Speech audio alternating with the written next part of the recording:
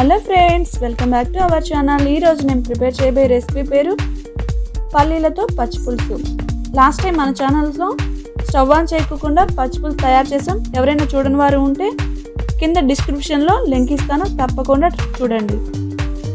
ఈ పచ్చి పులుసు పల్లీలతో చేయడం వల్ల చాలా బాగుంటుంది. తప్పకుండా ట్రై చేయండి. తక్కువ టైంలోనే తొందరగా అయిపోతుంది. తయారు చేయ విధానం: ముందుగా మనం స్టవ్ ఆన్ చేసి ఒక పెనం పెట్టేసి అందులో 1 కప్ పల్లీలను ఇలా దోరగా వేయించుకోవాలి.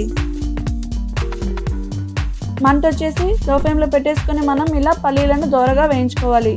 చూడండి, ఈ కలర్లోకి వచ్చేసిన తర్వాత మనం స్టవ్ ఆఫ్ చేసుకోవాలి. ఇప్పుడు మనం వీటిని వేరొక ప్లేట్లోకి తీసుకోవాలి. ఇప్పుడు మనం ఇదే పెనంలో ఇప్పుడు స్టవ్ ఆన్ చేసి ఇందులో మనం కొన్ని పచ్చిమిరపకాయలను వేసి దోరగా వేయించుకోవాలి.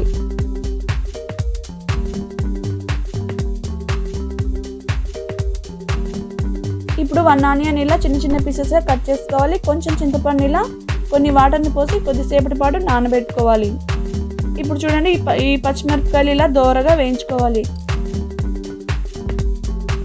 ఇలా వేయించుకున్న తర్వాత ఒక మిక్సీ జార్ తీసుకొని అందులో ఈ పచ్చిమిరపకాయల్ని వేసుకోవాలి. ఇప్పుడు కట్ చేసి పెట్టుకున్న ఆనియన్ ముక్కల్ని కూడా వేసుకోవాలి. 1.5 టేబుల్ స్పూన్ సాల్ట్ని కూడా యాడ్ చేసుకోవాలి.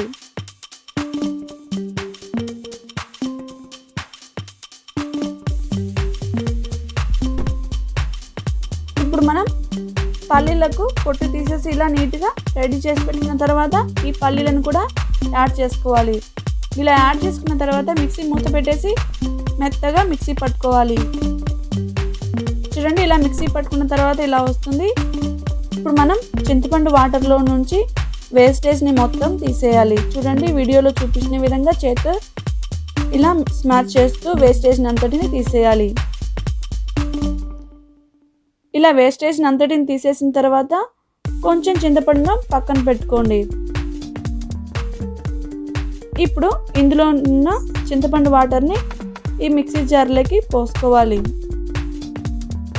అలాగే కొంచెం చింతపండును, బాగా నాని ఉన్న చింతపండును కొంచెం వేసుకోవాలి. మనం మిక్సీ మూత పెట్టేసి మెత్తగా మిక్సీ పట్టుకోవాలి. ఇలా మిక్సీ పట్టుకున్న తర్వాత తాలింపు కోసం మనం స్టవ్ ఆన్ చేసి ఒక పెనం పెట్టేసి అందులో 2 టేబుల్ స్పూన్ల నూనెను బాగా వేడి చేయాలి. నూనె బాగా వేడెక్కాక 1 టేబుల్ స్పూన్ ఆవాలు, 1 టేబుల్ స్పూన్ జీలకర్రను కూడా వేసుకోవాలి. ఇవి బాగా వేగాక వెల్లుల్లిపాయలు ఇలా చిన్నగా కట్ చేసుకొని వెల్లుల్లిపాయలను కూడా వేసుకోవాలి. ఇవి మంచి బ్రౌన్ కలర్ వచ్చేసినంత వరకు మనం వేగనివ్వాలి. చూడండి, ఇలా మంచి బ్రౌన్ కలర్ వచ్చేసిన తర్వాత కొంచెం కరివేపాకు, ఒక ఒట్టిమిరపకాయను కూడా యాడ్ చేసుకోవాలి. ఇవి బాగా వేగిన తర్వాత మిక్సీ పట్టుకున్న మిశ్రమాన్ని ఇందులోకి వేసుకోవాలి.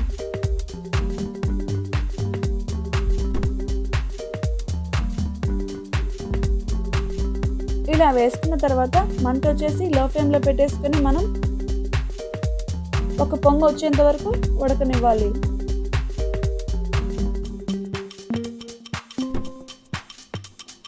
చూడండి, ఇలా ఒక పొంగు వచ్చేంత వరకు ఉడకనిచ్చిన తర్వాత గరిటెతో అటు ఇటు బాగా కలిపేసి 1 మినిట్ తర్వాత మనం స్టవ్ ఆఫ్ చేసుకోవాలి.